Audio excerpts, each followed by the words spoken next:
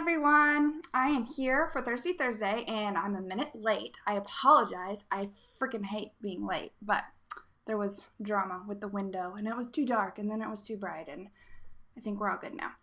So I'm just gonna chat for a second and wait for everybody to come on. So this is Thirsty Thursday. We're gonna be talking about websites today and I got my wine and okay, so if you've been around since the beginning, this is the exact same wine from the very first Thirsty Thursday call that I did. I think it was like Fear and Franzia or something. So yeah, it's the same one because I don't really like it. It's not very good. So I thought maybe if I put like some strawberries in there that it would taste better. I don't really think it did. It's not great. But I'm going to drink it anyway because I don't want to waste it. So that's where we are. That's where I am. Lighting fiasco. Gross wine. My dogs are also in here. That's another thing I'm trying to figure out. If I lock them out, they whine or they escape. And if they're in, they hit my desk when they get excited. So if my desk starts moving, that's why. It's my dog. She's here. She loves to be here. So yeah. So I am ready to get started. I see Tanya's here. So if you have just joined or if you joined late, then you won't know what I'm saying because you will have missed this part. But always say hi for those watching the replay. When you come on, say hi so I know you're here and let me know. Tanya, yes, puppy. We love puppies. I think you've seen them before in the background. She's hiding under the desk today, but puppies. Okay, so websites. And just so you know, again, I'm just telling everybody everything today.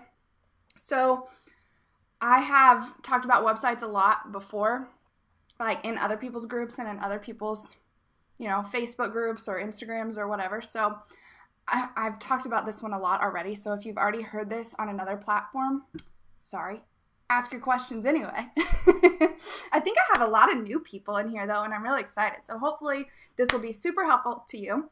So how it works is I'm just going to go through my list of questions that I have already there. And then if at any time you have questions along the way, just type them in the box. I tend to get really, really distracted if I stop and read questions. So if I don't answer it immediately, I'm not ignoring you. I'm going to go back and look through them and answer any questions that you have. So put them in the box, please. And same goes for the replay. If you have questions during the replay, just put them in and I will answer them. So websites. First up, I'm looking at my notes over here so I don't forget anything. That's what are the most important pages to have on your website? That is the number one question that I get asked, honestly, about websites, other than how to make it look pretty. That's probably the number one, actually. But the most important pages to have on your website, just start at the top. Homepage. Duh. I think everybody knows that one. So a homepage is really important. And actually, before I dig into these questions, I just want to give a couple overarching tips about websites in general. So I talked a little bit about this in last week's design call, but I'm going to go into it again a little bit deeper. So the purpose of your website has changed in the last, 10 years as just for small businesses or any business in general. So when the internet first came about, most websites were basically just like an online brochure, just list out all your services and have your phone number on there. And now that doesn't do you any favors at all. And you might as well, honestly, if that's all you're going to do, you might as well not even make one because it's not going to help you at all. So the purpose of your website is, one, to let people get to know you faster. So you know me, I'm all about putting your personality into everything. So your website is a place where they can come and it's kind of home base where they can really get to know you and decide if they like you and want to work with you, hopefully. So that means that each page that you have on your website needs to have a specific purpose. What do you want them to actually get out of the page? Or if you want them to do something, you need to have some kind of call to action on a page. So keep that in mind when you're designing. Don't just throw up a bunch of pages because you think you need to have a bunch of content there. With your website, you want to go for quality over quantity. So keep it really simple, just design-wise, but also make sure you have a purpose and you think about kind of the layout of your site. And I don't want to say roadmap, but like imagine you are a potential client and the journey that they would take once they land on your website, and where do you want them to go? Do you want them to go to like a work with me page so they can sign up for a call, or do you want them to buy a course, or whatever it is you want them to do? Think about all of that stuff before you ever start actually building your website. So that being said, take a sip of my wine. Let's go back to the question. So what are the most important pages to have on your website then? So homepage, obviously. So that is, other than your about page, your homepage is one of the most viewed pages on your website, obviously. So what I like to do is keep everything, especially your homepage, so keep it very simple. And like in 2018, people are very impatient and very lazy. So you want to make it as simple as possible to get them where you want to go. So the best way to do that on your homepage is to keep it simple and not overwhelm them with options. You already have your navigation bar at the top of your page usually. So you want to keep the content very focused. So like if you look at my homepage, there's, copy, I forget what it says exactly, something at the top, and then there's something about damn good brands where it gives like definition type stuff. And then you go down a little bit further and it's like, find out how to do it. And it goes, where does it go? I think it goes to a work with me page. I've recently been changing it. But there's only one button on there. There's only one thing for them to do. So that's really important, is to keep that homepage really, really simple and get them where you want them to go. So if you don't have, like if you're just starting out and maybe you don't have anything that you really want them to do yet, that's okay. You can direct it like to a blog, or you can direct it to an email newsletter, like get them to sign up for your email list, which I think that's what I'm going to talk about next week on the Thirsty Thursday call, is email marketing. But that's, if you don't have one already, start one, because you can get MailChimp for free and there's absolutely no reason to not start one. But anyway, keep it simple and focus on one thing. So homepage is the first page that's really important to have. Drink my wine. I always forget to like pause and take a drink when I'm talking, so then I'm like dying of thirst. Okay, so the next page I touched on a second ago is your about page. That I think, and I totally could be wrong, I could be saying this wrong, but last time I checked, your about page was statistically the highest viewed page on your website. Like people always go to your about page to kind of figure out who you are. Makes sense, right? So do not look at mine as an example for this, because my about page sucks really bad right now. And that is number one on my to-do list to get that fixed. But that was one of the very first pages I ever made when I started doing this business, like November 2016. That was one of the very first things I did, and I haven't touched it since. So don't look at it. But it is one of the most important pages to have. So the point of an about page is to be about your client. And I know that sounds like counterintuitive. It is about you, but it's not really about you. It's really about them. Like people, yes, they want to know about you and they want to learn about you, but really they want to find out what you can do for them and how you can help them. That's really the goal. So when you're thinking about an about page, yes, you want to have your personality, obviously. And yes, you want to have your story on there. And I'll talk about that a little bit more later too. But really, you want to focus the language and the copy on what can you do for them. Like Megan is in this group, Megan Naz. Her website, I really liked where we landed with her about page, because it talks about her and it shows her personality, but it's like, it says, yes, I'm all these things. I'm a CPA. I do this, I do this, I do this. But it talks about it in a way where it shows the benefit to her clients. Like, I can do this, and here's why it helps you. So that's really what you want to focus on when you're building those about pages. Because for real, those are like the hardest pages to build. It's so hard to talk about yourself, even for me. Like, it's a toughie. So that's what you want to keep in mind, though, is yes, it's about you, but make it about them.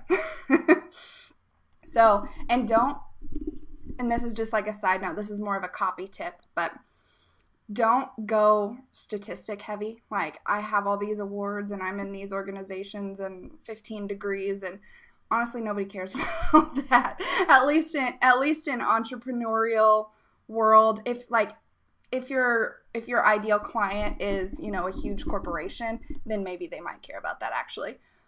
But for most of us, I think, that are in this group, they want to get to know you, and they want to feel like, I keep saying like a lot today. They want to know the real you, I hate the word authentic because I feel like it's so overused. My mentor says genuine instead of authentic, but not the cookie cutter crap that you see on everybody else's website, basically, is what I'm trying to say. You don't want to see a list of your qualifications, because that's not what your website is. That's a resume. And if you're applying for a job, that's fine, but it's not for an about page. So don't do that. And then the other thing I see a lot on about pages is Okay, side note. I went to a concert last night in Oklahoma City, and I did not feel like washing my hair when I got home, so I just dry shampooed the crap out of it before I got on this call. So it's a hot mess. So ignore that. Sorry. I don't usually play with my hair on camera. I apologize, but it's pretty gross. Ignore that. Dry shampoo is the best thing ever, by the way. Where was I? About page. Oh, one of the other things that I see people do all the time is you want to tell your story, like your personal story, your why. I've talked a lot about that in this group so far. So if you don't know what I'm talking about, go check the archives for the other videos. But you do want to tell your story, and you want to make it, your why you're doing this, and how your experiences with whatever it is that you do help you serve your clients better. That's really important. That's a huge, huge part of what I help clients do. But where I see sometimes, what I see sometimes happen is people can get either way too detailed, and nobody reads it because it's 10 miles long and we don't need to know your entire life story, or putting things in there that aren't necessarily helpful in establishing yourself as the expert that you are. So talking about challenges that you faced and obstacles in your life, that's awesome. That's totally cool. Just make sure that it ties back to your overall message and speaks to how you can help your clients and how it's relevant. So, and what I mean by that is sometimes stuff is just on there and it sounds really whiny. And I hate to say that because that's somebody's life story. So I hate to say that. But if it's not relevant, it comes across as whiny. And so only put things on there that are relevant to how you got to where you are, and how it is actually part of your journey to where you landed. And if it's a story about overcoming an obstacle, make it about that. Make it about how, all this shitty stuff happened to me in my life, and this is how I overcame it, and this is how I came out on the other side, and that's what makes me qualified to help you do the same thing, if that's what it is. So just be really careful of whining with your story.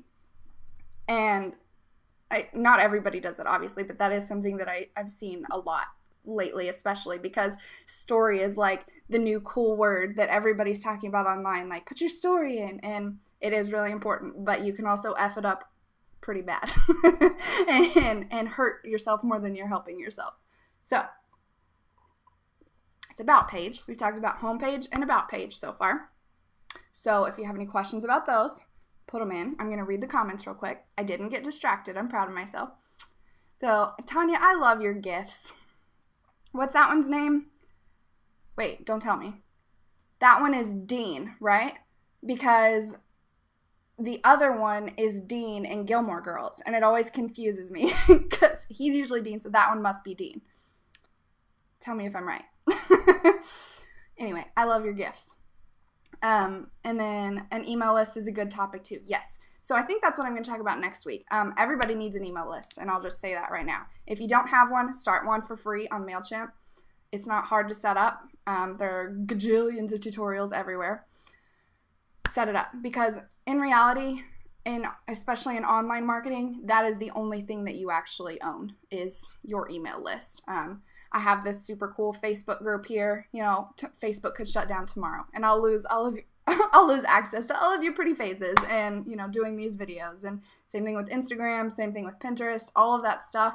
They're awesome strategies. They're so useful in building your business, especially an online business, but you don't own them.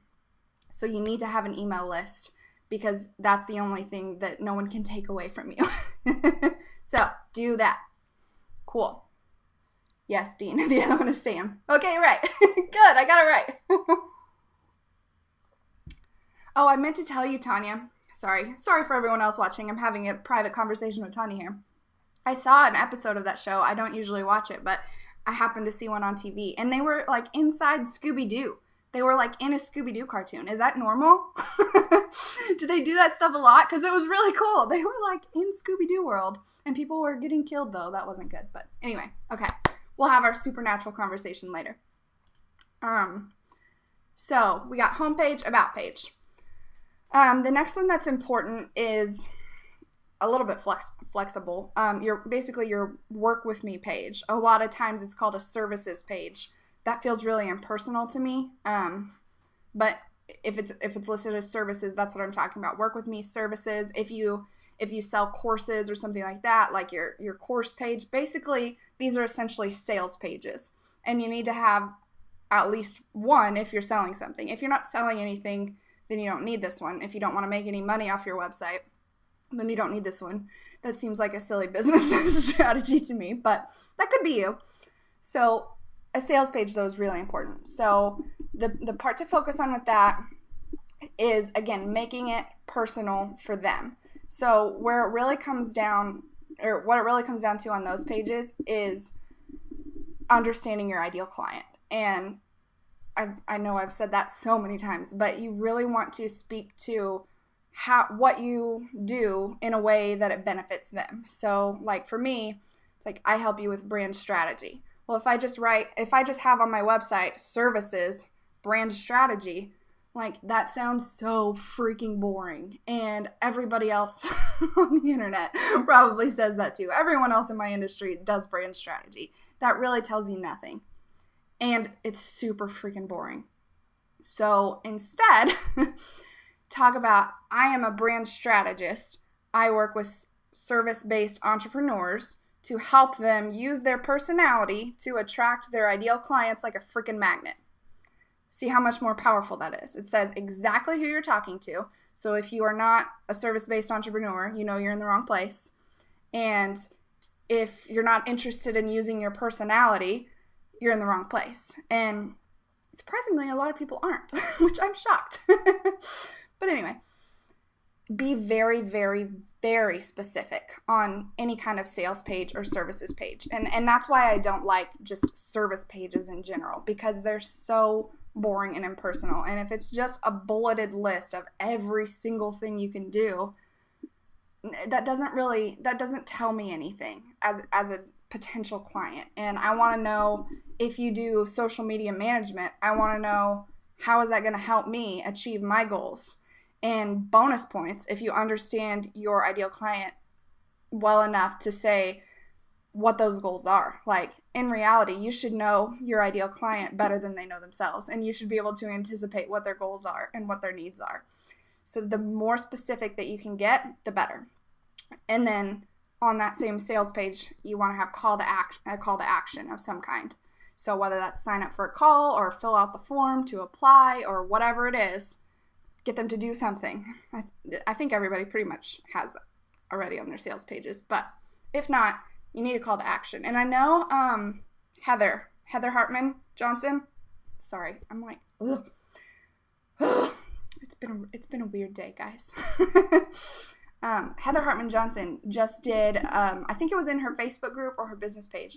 She just did a training on using a call to action on your stuff. So check that out. I think it was in her group. So I can, when we get done, I'll put the link to her group in there. If you're not in there, she's awesome. But having a strong call to action and making it very, very simple too. You don't want like some huge, long, complicated process of getting on the phone with you or getting in touch with you, because nobody wants to do that. Like, don't make it hard to contact you.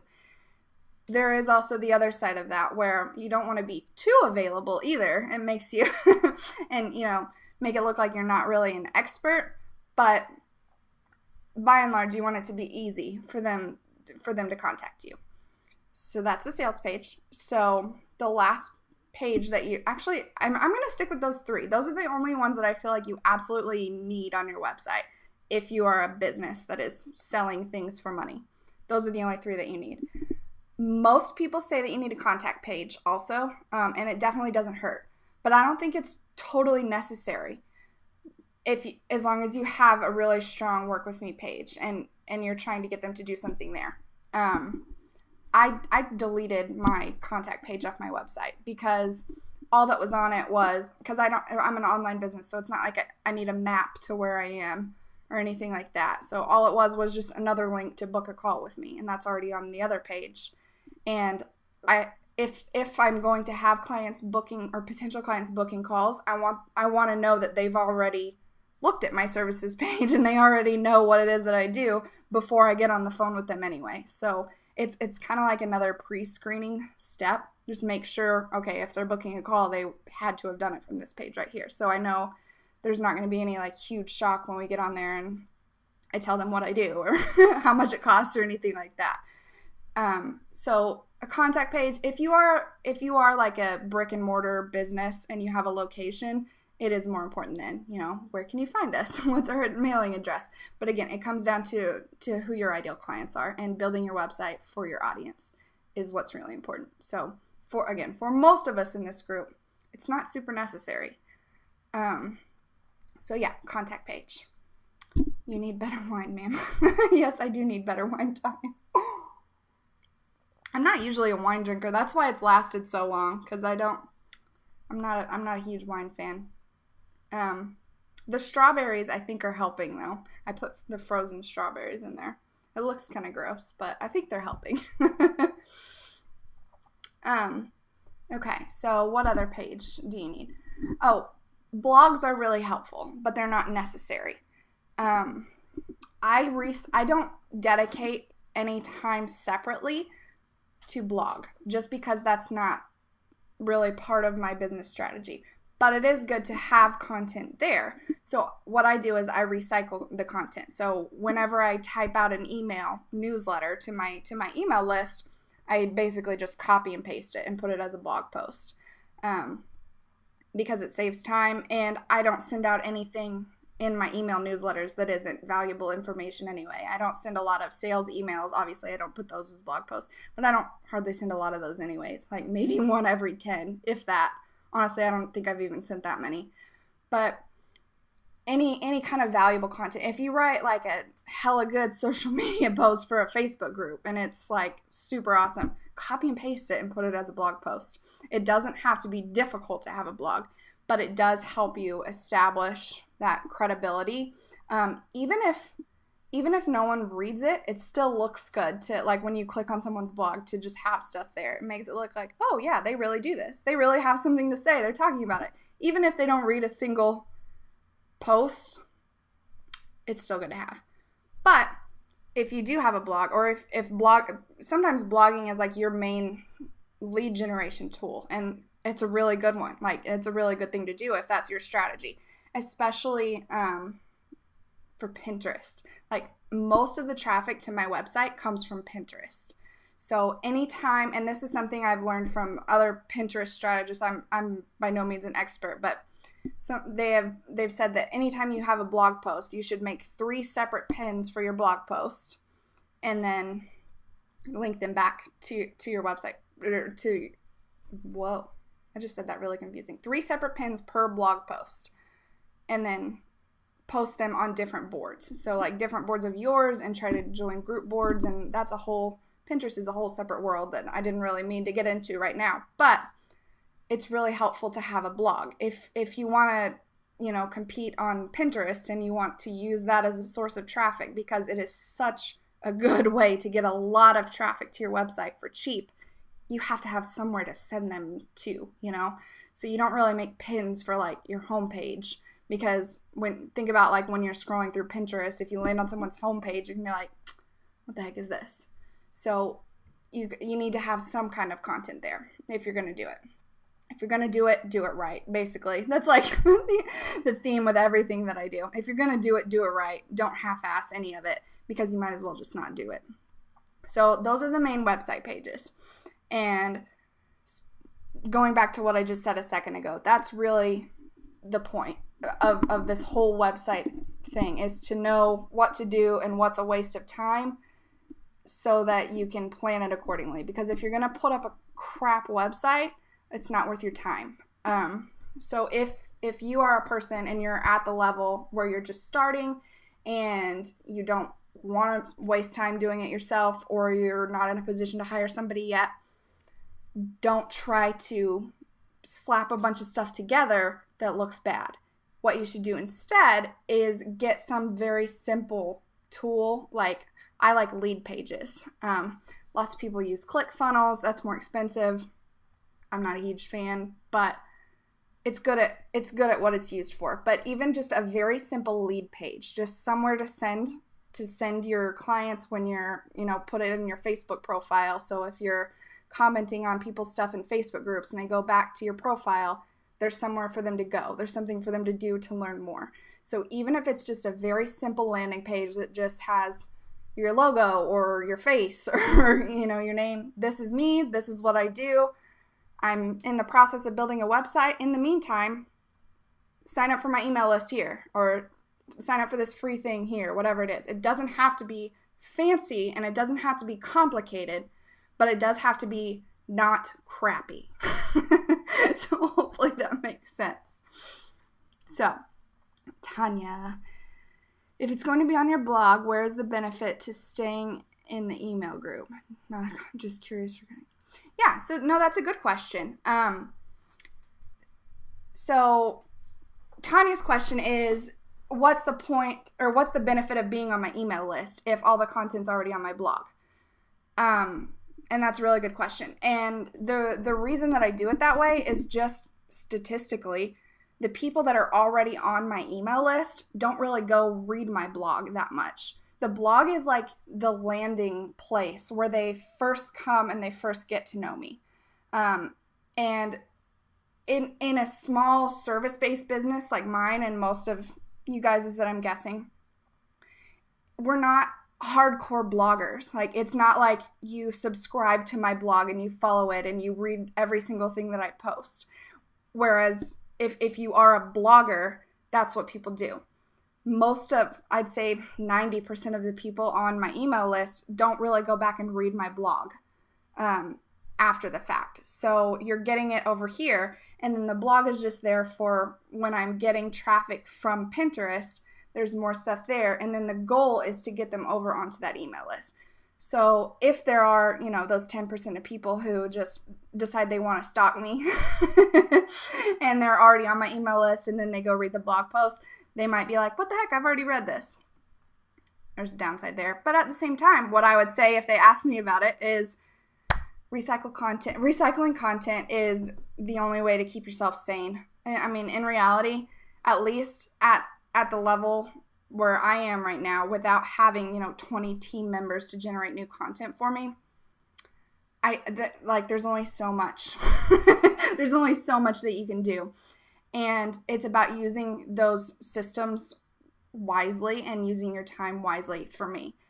That's why I do it. And like I said, there's really not a lot of overlap. Once I have them on my email list, they don't really have a reason to go back to my blog, I'll direct them back to my website if I have like an offer or something, that I want them to sign up for, but they don't really go back to my blog usually.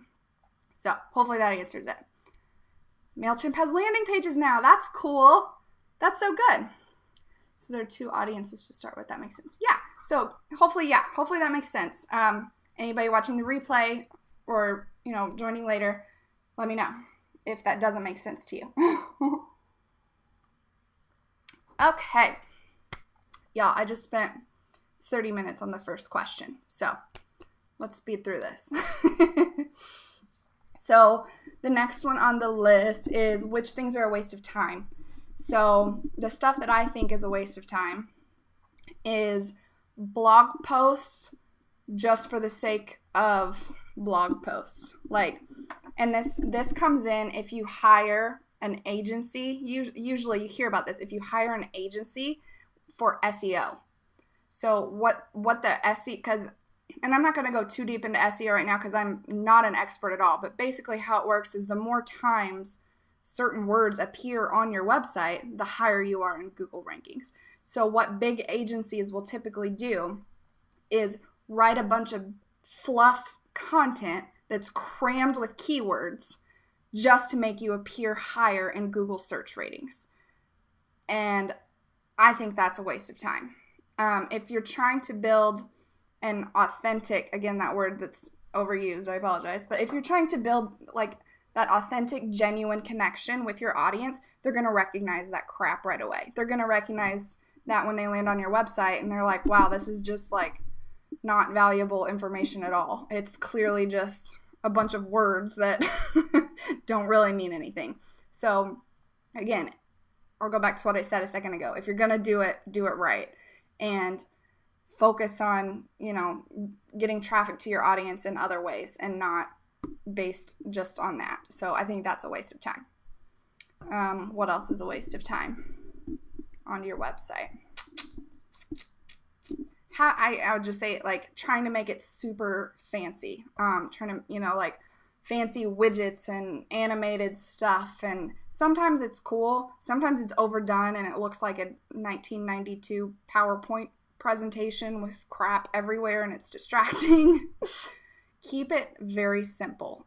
And that's really effective. Just keep them. I know what I hear a lot, especially with design, is if you have your brand built there, I hear people say all the time, I'm sick of it. I'm bored.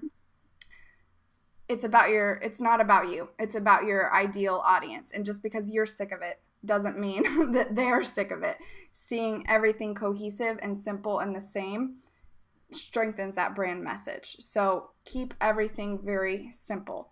Even if you really have the urge to just throw in a hot pink once in a while or random colors or something really bright and sparkly and shiny, really think about your ideal audience first.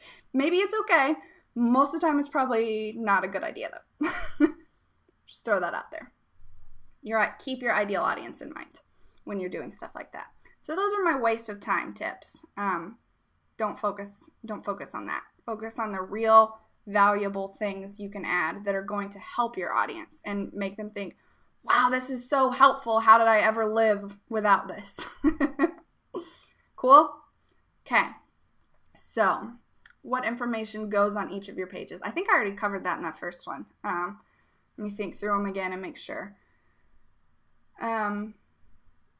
Your home page, you just want that very simple, just one call to action to do something.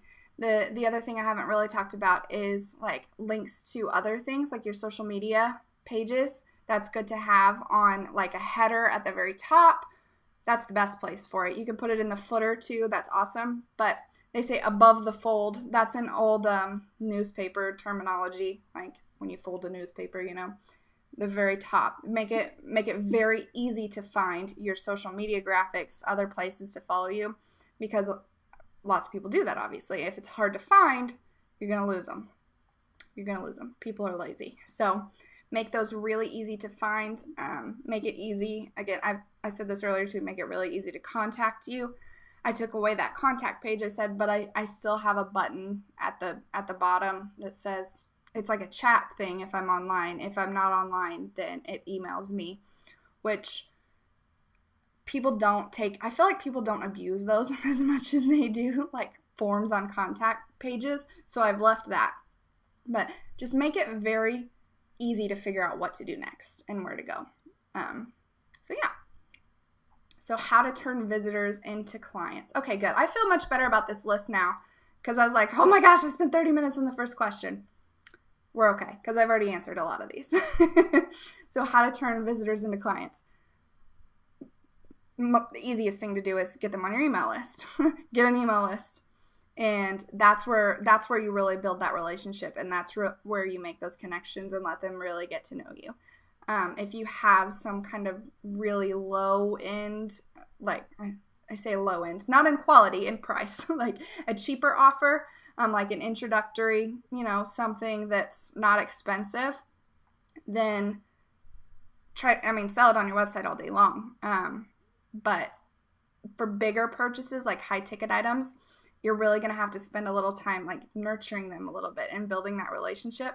So to turn random website visitors into paying clients, get them on an email list and write a nurture sequence. So I'm going to talk about that.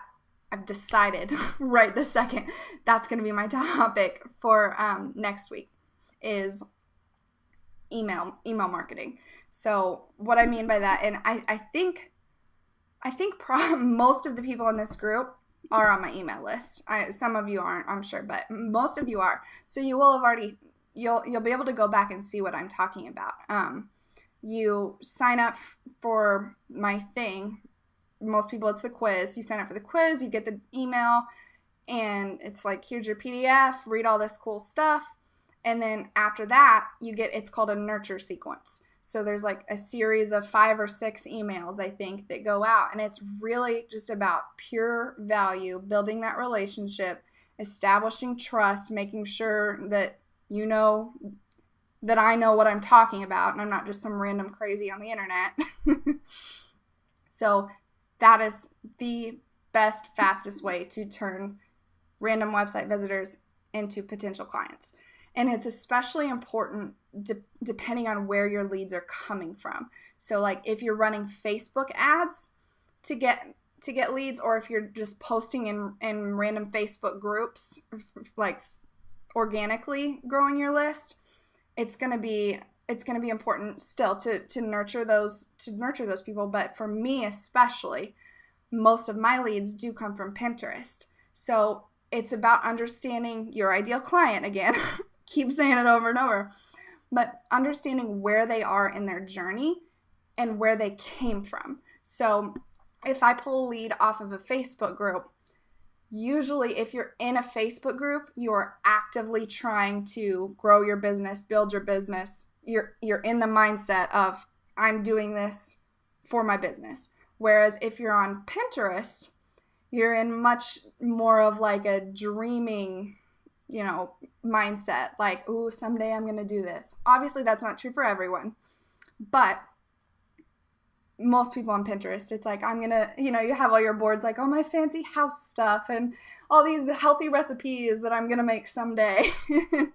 You have this board for your business. So someday I'm going to focus on this. So it's my job then, when I get these leads from Pinterest, it's my job then to try to get their mindset into, this is a now thing. This is an important thing. This is something I should be focusing on. So that's really the purpose of that nurture sequence, is to get your audience in the place where they're ready to take action. That's the goal, right? So it's much more important to do that when they're coming from Pinterest and they're not already in that mindset. Whereas if they're coming from Facebook, they're a little bit more in that mindset already.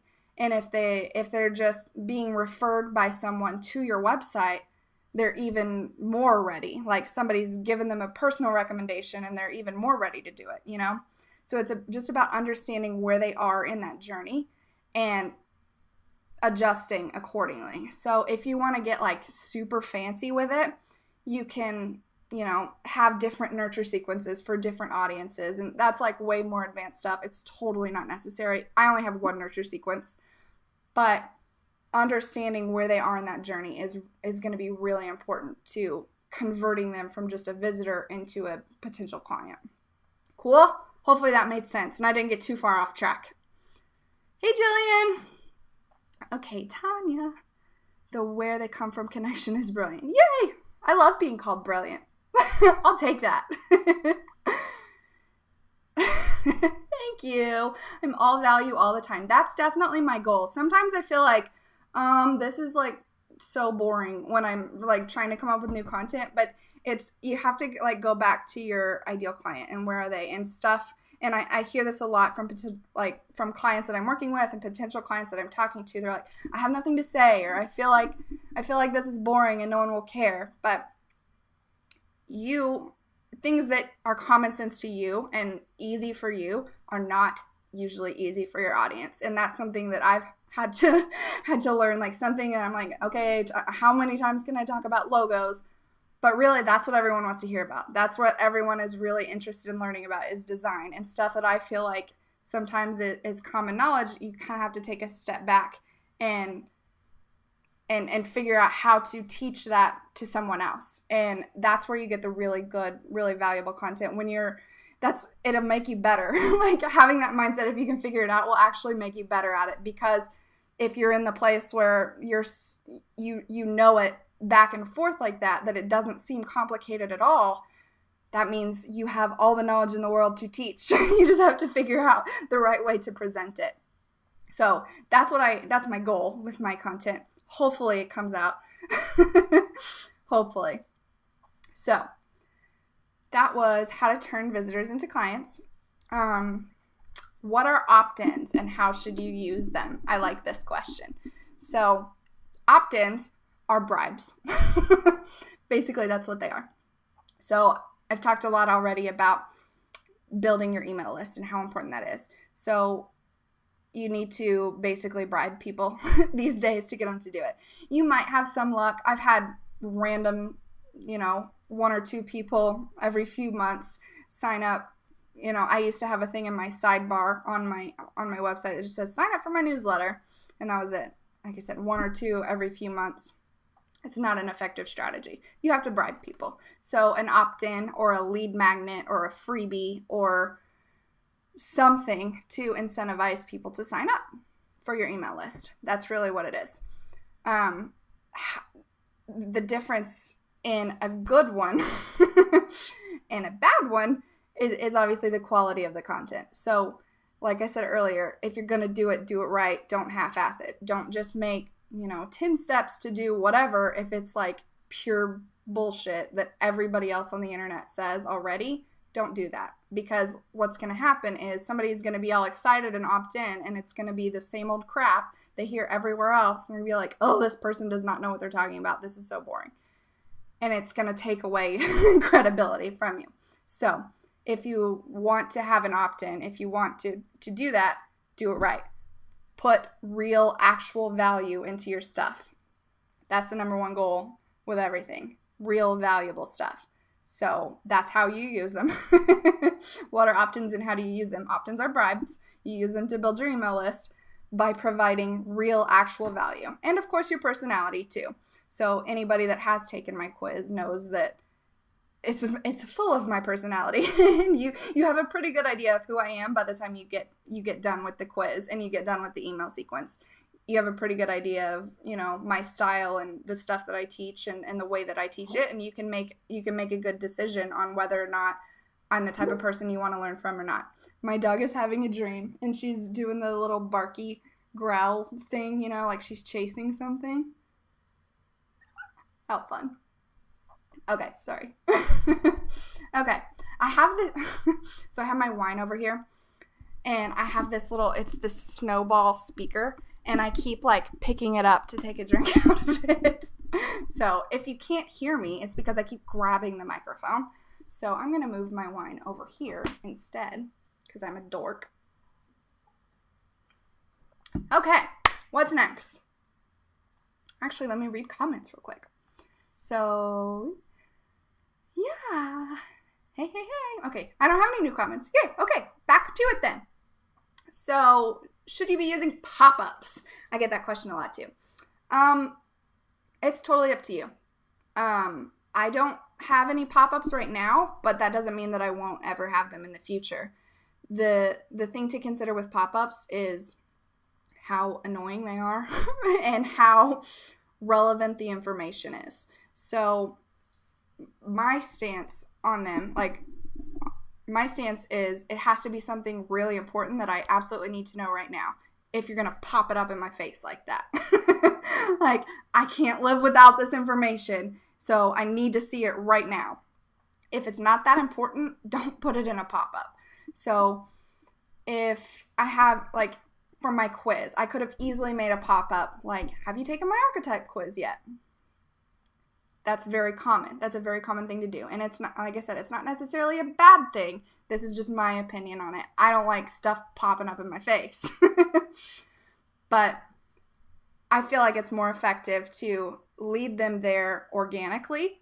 Like, if they land on my site, on my homepage, I have it, it's very clear how to get to that quiz. Like, in my top sidebar, it's big, it's bold, it says, like, become a client magnet or something like that. And that goes to the quiz.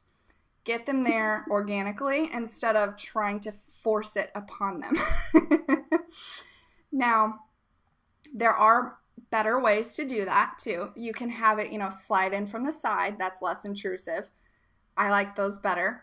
Still, the same thing applies just for me. It needs to be something important, not just sign up for my newsletter. Like, that's annoying, at least to me, it's annoying. But if you can make them less intrusive, that's better. And then, what was the next thing I was going to say?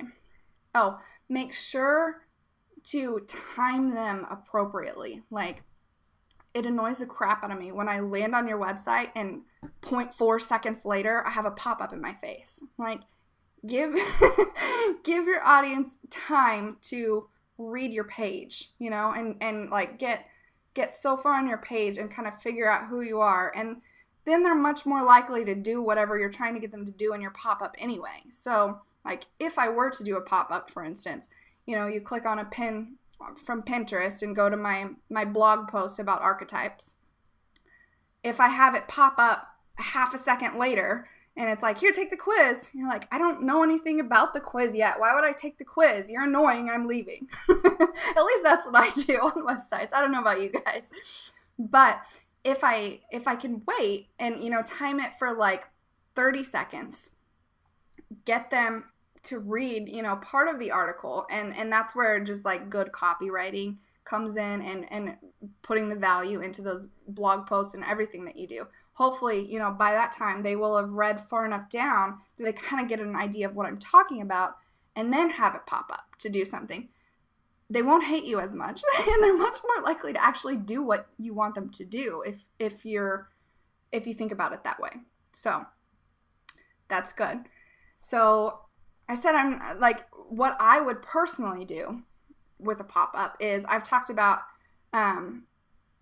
recently how I'm currently working on like a 5-day challenge, like a branding challenge that is something that's time sensitive. That's when I would make a pop-up.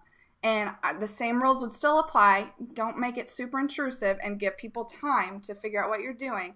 I would even maybe wait a little bit longer to have it pop up. Like, if they land on my archetype page and they're all into that, give them time to, and set it only on certain pages maybe. So like, I would set a pop-up for my 5-day challenge on the result page of the quiz. Like, give them time to get through the quiz, make sure they really want to be on my website in the first place, because I want to make sure they actually want to be there.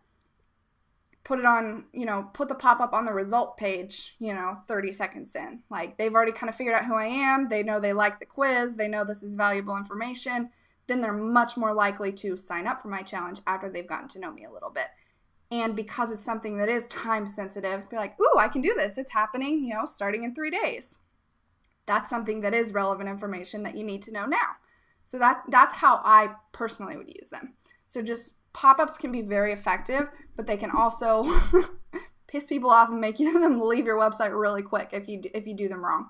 So it's just something to think about consciously and be very aware of when you're doing them. So, hey, Tammy. That's so weird. I can't do that. Tammy is my mommy.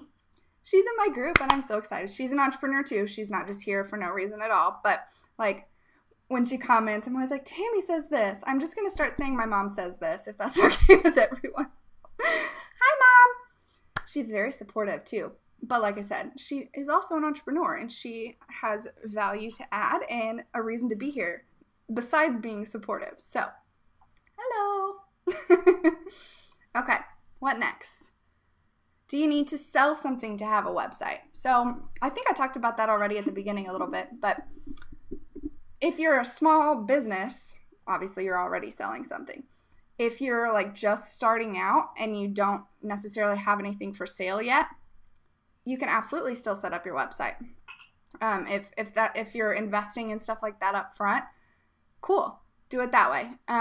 But you don't have to have something for sale to build a website. Especially, you see this a lot like with bloggers. We talked about if your business strategy, hi mom, if your business strategy is blogging, like if you are a blogger and you're going to make money from like ads on your website or affiliate marketing or all that stuff that bloggers do, then absolutely, you have a website first, you have your blog, you start doing all that stuff because you're never going to get paid until you have an audience anyway. So that's where that stuff comes in.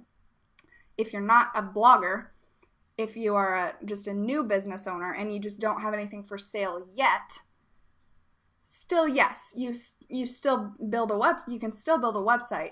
Just focus on the right things. So focus on keeping it simple and having a clear end goal for whatever you want them to do when they land on your website. Hopefully an email list. Because like I was talking about earlier with the nurture sequence, even if you don't have anything for sale yet, start building your email list right now. Because once you do have something for sale, if you've already put in that work and you've already established yourself as, I know what the F I'm talking about, I'm a good person to listen to, you're much more likely to have people buy from you if you already have that relationship established. So absolutely start it now. Start everything right now if you can. And, go back to for the people that joined late, like if you don't have time or money to invest in building an entire website right now, that's okay. Just get some kind of simple landing page or some kind, like I like lead pages, something that's very simple, but somewhere to send people, somewhere for them to go. That's totally okay too. But yes, you should have some kind of online presence. So how do you keep your email list engaged if you have nothing to sell? Value, just provide value. So whatever your thing is, like for me, it's branding, obviously. So there are a million things about branding that I can talk about. So it's just about nurturing them and providing as much value as possible. So valuable content. I think most people say, like, when you're in Facebook groups, if you think about your email list, like the Facebook groups that don't allow promotion, the types of stuff like that is what you would send out to an email list. So when you go into a Facebook group and you can't promote, the types of things that you would say in there are like tips and tricks. That sounds so cheesy and generic, but something that's like real actual value to give them is what you would send out. And it doesn't have to be all the time either. It's not like you have to send 5 emails a week. Right now, my goal is just to send 1 email a week. Or even if it's once a month, that's okay too. If you don't have a ton of stuff to sell yet, it's just important to build those relationships now if you are planning to sell something later. Otherwise, once you do have something to sell, you're basically going to be starting from scratch anyway, because unless it's something that's like super cheap, if it's a higher ticket item, it's going to be much easier to sell if you already have that relationship established. So doing that early on only helps. Hopefully that answers your question. But yeah, so it doesn't have to be anything super crazy or fancy or all the time.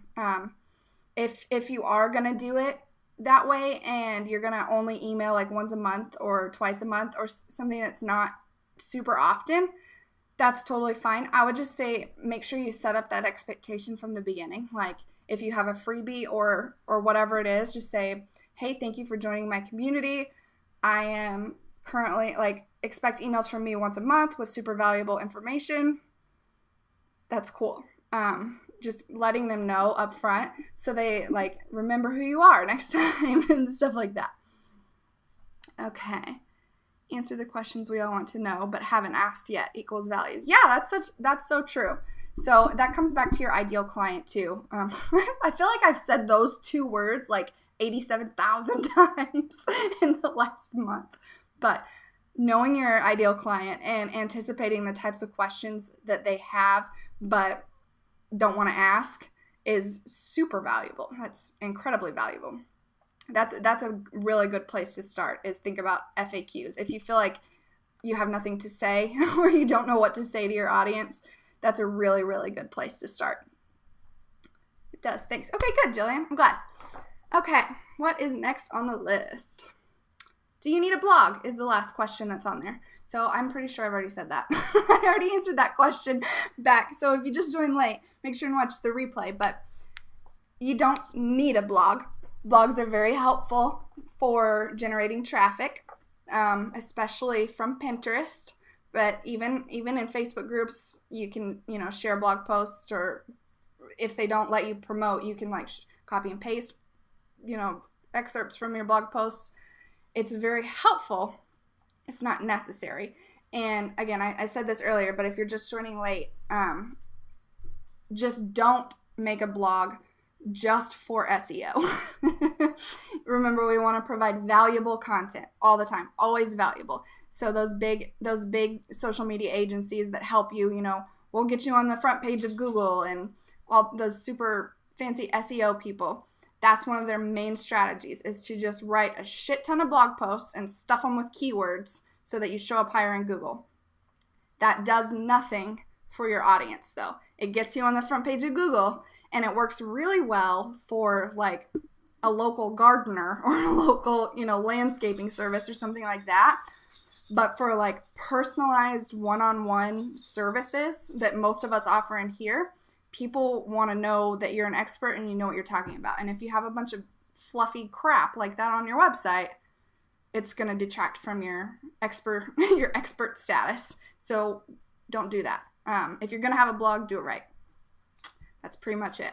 That's pretty much the goal of the entire website talk. If you're going to do it right. Or don't do it at all. Wait until you can do it right. So that is all of the questions that I had prepared. So I'll take a sip of my strawberry gross wine. Hopefully it's almost gone. I won't have to drink it anymore, because I can't bear to throw stuff away for some reason. I don't like wasting things. So I'll take a sip of my wine. If anyone has any last minute questions, now is the time, and I will answer them. This one has been really fun. I like talking about website stuff. It's really fun, and everybody always has a million questions about it, so it's really fun for me to talk about. So cool. So if we don't have any more questions, a lot of people probably saw me today making updates and yesterday into the Spotlight Sunday stuff. So we have a lot of new people coming on for Spotlight Sunday that I'm really excited about.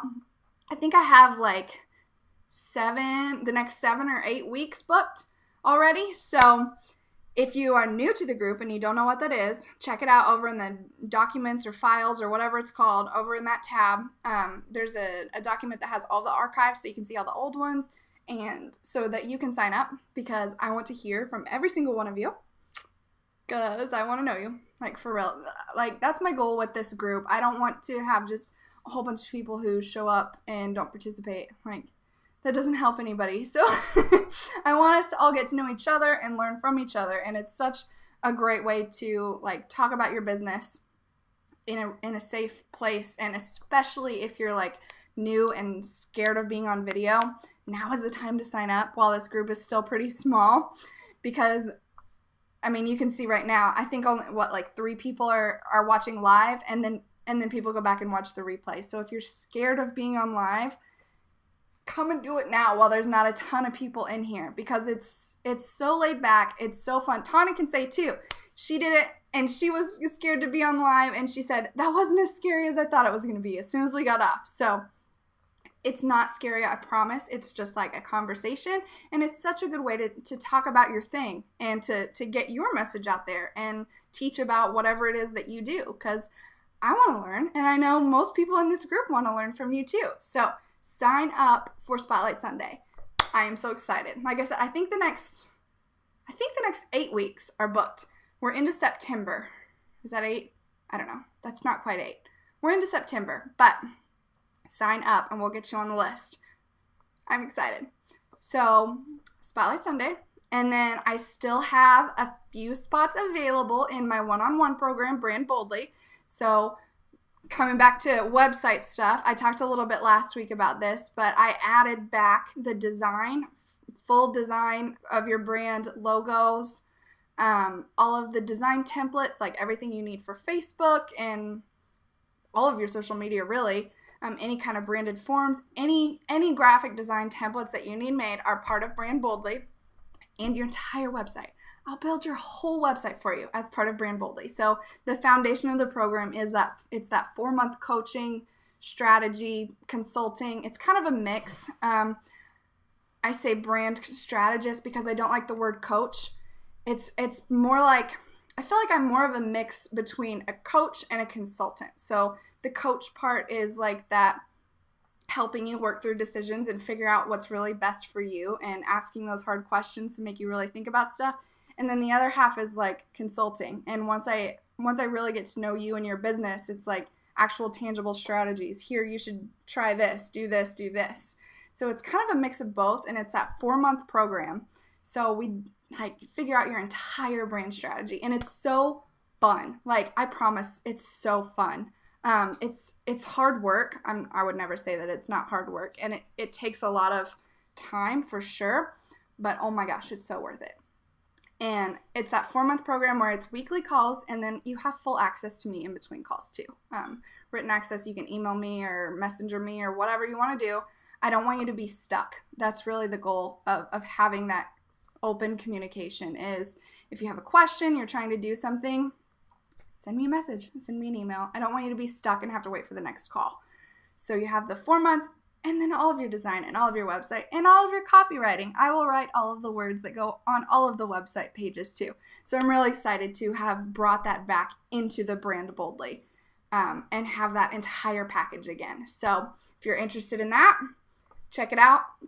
On my website, I can put in a link, or just send me a message, send me a Facebook message, or whatever you want to do to ask your question. You can email me. However, if you have questions, just ask them. Like, if you think you might be a good fit, but you're not really sure, just ask. Like, there's no harm in asking. I know it's like, I'm a super introvert, honestly, and like, I hate reaching out to people and talking to new people. I don't even like talking to the drive-through person. Like, that was the thing I was terrified of most when I first got my driver's license, was that I was gonna have to order food from the drive-through person. Like, my mom always did that for me. Right, Mom? She's here. I was gonna have to do that. So I understand that it feels like, sometimes it can feel like such a big commitment just to even ask the question. But it doesn't, with me, it does not need to feel that way. Like, hopefully you know me well enough by now that you know that I'm not a salesperson. I don't sell anything. I make offers. I have this thing available. If it's good for you, if you want it, let's do it. There's no sales part of it at all. So I'm going to talk more about that too later. That's going to be another, was it Thirsty Thursday? That's going to be another Thirsty Thursday call. Maybe I'll do it after the next week. Talk about selling, because it's not really selling. It's just, I have this thing. Would you like it? And that's really all it needs to be. So that's all that it is. If you think you might be a good fit, send me a message. Write me a letter. That'll take longer, but if you're more comfortable doing that, that's okay. However you feel comfortable reaching out to ask those questions, just don't stay stuck. Don't stay stuck. If you need help with your brand, any part of your brand, do something. Just do something. Cool? Okay, so that is it for wine and websites. Or is it websites and wine? Wine and websites. Hopefully this is the last time with the wine. I'm going to have to come up with some new drinks. As always, too, if anyone has any ideas for Thirsty Thursday topics that you would like to discuss, let me know. Post it in the group. Post any questions that you have in the group anytime, not just on these videos.